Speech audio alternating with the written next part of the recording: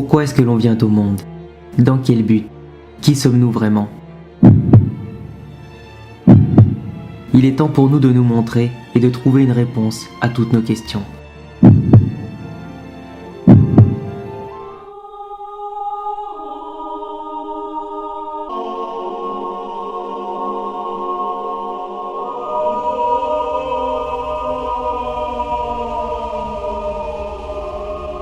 Nous avions faim, très faim. Nous étions prêts à sortir, à vivre, à dominer et à gouverner. C'est à ce moment-là que nous sommes sortis de mer. Elle pensait que nous n'étions pas prêts, mais elle se trompait. Au moment où nous sommes nés, nous avons ressenti une puissance gigantesque s'échapper de nous. Pendant que gisait sur le sol le corps de la reine, agonisante, nous ressentions la surprise, mais aussi la peur et la vigilance de tous les sous-fifres, nos confrères. Nous sommes nés rois. Nous sommes l'évolution finale de notre espèce. Et toutes les autres, ainsi que nos congénères, nous sont inférieurs. Nous sommes le fruit de milliers de sacrifices et nous comptons assumer notre statut de roi. Nous n'avons aucun regret à laisser notre mère mourir, ni à détruire les êtres faibles et inutiles. Donnez-nous à manger, nous avons faim. C'est après avoir tué 2 subordonnés qui préféraient sauver la reine et nous désobéir que nous avons été servis. Mais nous ne comprenions pas. La nourriture n'était pas bonne, pas autant que dans nos souvenirs. Ce n'est pas à ça que nous goûtions. Où était donc passée cette nourriture si rare et si goûteuse? C'est à ce moment-là que la garde royale nous ont rejoints pour nous servir. Poufou, Youpi et Néferopito. Eux seuls étaient capables de nous faire face, de nous résister et de nous guider. Nous reconnaissions leur valeur, leur puissance et leur capacité. C'est après avoir quitté l'antre des fourmis chimères et avoir massacré plusieurs géneurs que nous prenions la direction de Goroto Est afin que nous puissions posséder notre propre demeure. Nous étions rois et nous avions besoin d'un palais à notre hauteur. Les humains étaient intrigants, mais nous ne comprenions pas leur existence, leur incompétence, leur faiblesse, leur système, ni leur mentalité.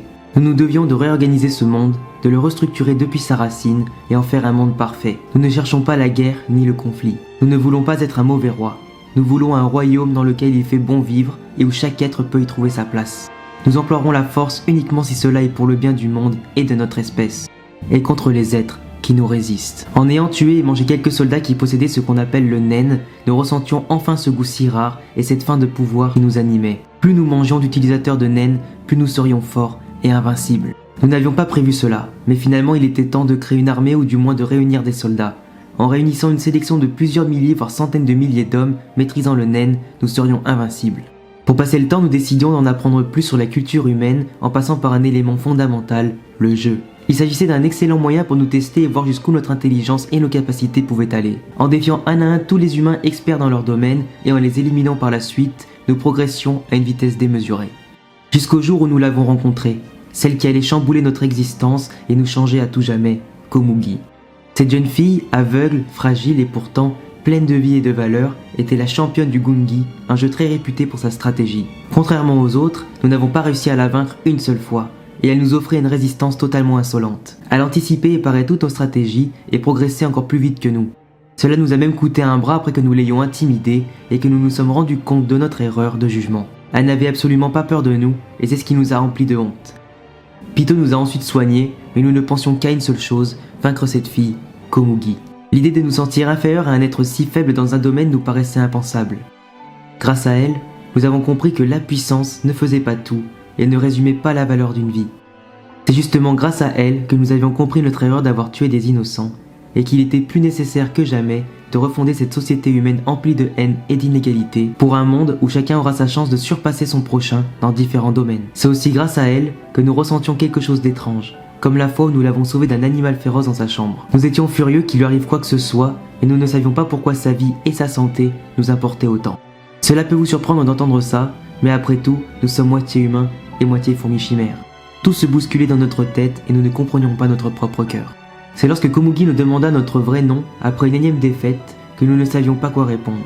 Et c'est à ce moment-là aussi que nous voulions savoir qui nous étions.